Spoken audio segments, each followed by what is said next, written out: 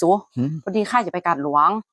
แล้วก็พอดีกุ้งอ่ะมันบอกว่าถ้าไปกาดหลวงไม่ได้บอกเนอมันจะฝากซื้อปลอกหมอนแล้วข้าก็จะถามมันโทรหากับมาฮับแสนพวกมันมีไหนนะ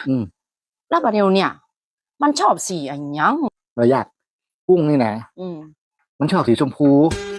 ถ้าปูสลีก็สีชมพูผ้าห่มมันก็สีชมพูห้องมันนี่นะม่านก็สีชมพูทาสีชมพูขนาดโคมไฟมันนี่นะก็ยังสีชมพูเลยสีกุ้งนี่นะมันชอบสีชมพูอ๋อกะชุดนอนกับสีชมพูด้วยชุดนอนกับสีชมพูแม่นสีชมพูหมดเลยแล้วก็ยกทรงมันสีอย่างน่ะจะยกทรงกุ้งกับสีชมพูสีชมพูแล้วนี่มันสีชมพูหมดเลยกะฮะมันสีชมพูหมดเลยกะประเดี๋ยวนี้มึงยังอีกเหรอวะ